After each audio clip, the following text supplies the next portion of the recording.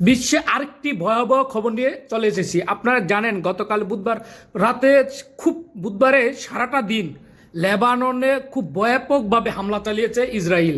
এতে 254 জনের মতন মারা গেছে। একদিকে যখন যুদ্ধবিরতি হয়, অন্যদিকে তখন ইসরায়েল লেবাননের যে হিজবুল্লাহ তাদের উপর মানে কঠোর কঠোর হামলা চালিয়েছে। এতে বোঝা যাচ্ছে যে হাজারের অধিক আহত হয়েছে।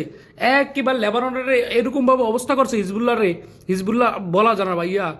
তবে ইরান কিন্তু লেবাননের হিজবুল্লাহর পক্ষে দাঁড়িয়েছে, কারণ ইরান যে 10টি শর্ত দিয়েছিল, ইরান কিন্তু বলে দিয়েছে এই 10টি শর্ত তাদের ভিতরে হিজবুল্লাহও এই আওতা পড়বে। তবে দুঃখের বিষয় হলো হোয়াইট হাউস কিন্তু মানা করছে যে লেবানন এই চুক্তির আওতার ভিতরে না।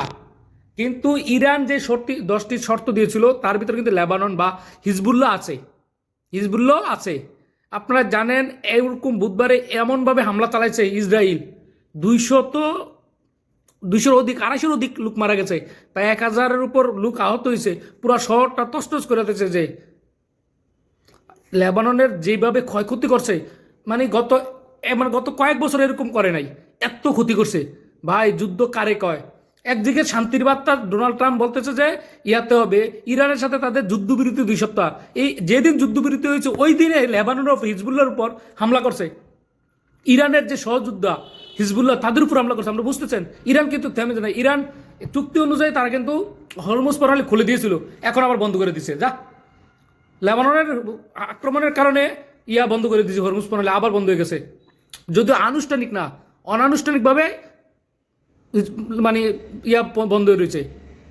বুঝতেছেন, হিজবুল্লাহর উপর টার্গেট মানে তো ইরানের উপর টার্গেট।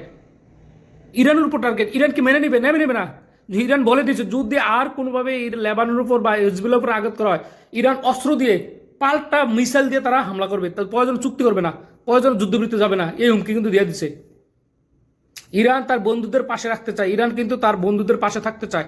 যে কারণে তারা বলছে আমরা দরকার হলে যুদ্ধবৃত্তি যাবো না, আমাদের হবে না, আমরা পাল্টা হামলা করবো যদি ইসরায়েল আর কোনো হিজবুল্লাহর উপর আঘাত করে। ভাই হিজবুল্লাহর ভয়াবহ অবস্থা। আপনাদেরকে আমি কি দেখাবো, দেখে ছবিটা দেখেন, এই ছবিটা দেখেন কি অবস্থা, খুবই ভয়াবহ অবস্থা। এত হামলা চালাচ্ছে ভাই, 200-250 লোকের উপর মারা গেছে।